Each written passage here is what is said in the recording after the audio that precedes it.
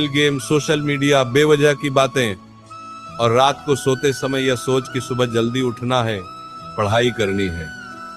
Alarm लगाकर सो जाना और फिर अगली सुबह अलार्म की आवाज सुनकर उसे बंद करके दोबारा सो जाना।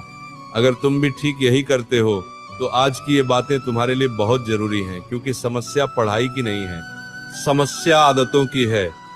असल में हर विद्यार्थी के अंदर एक आवाज आती है। वो आवाज कहती है, चल उठकर बैठ, 5 मिनट ही सही, थोड़ा पढ़ ले।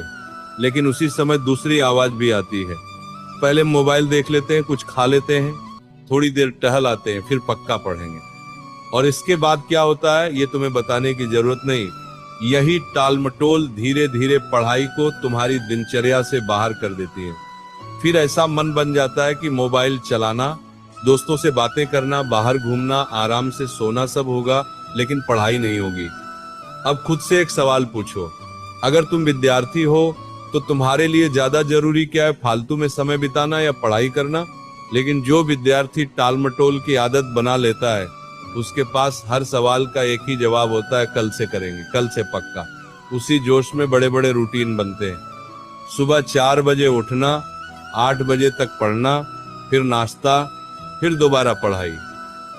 मैं दावे से कह सकता हूं, अगर तुम जोश में बनाए गए उस रूटीन का 50% भी सही से निभा लो तो जहां पढ़ते हो वहां बहुत आगे निकल जाओगे।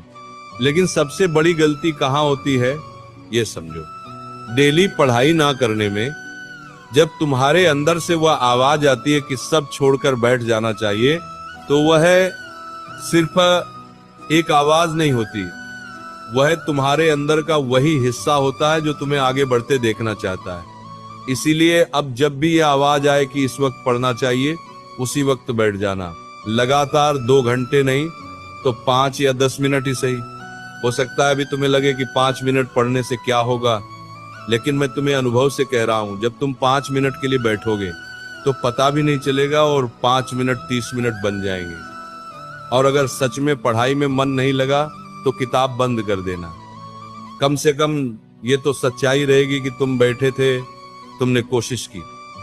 अब एक बात और समझो, तुम्हारे माँ बाप तुम्हें पढ़ने के लिए इसलिए कहते हैं क्योंकि वे पढ़ाई की कीमत जानते हैं।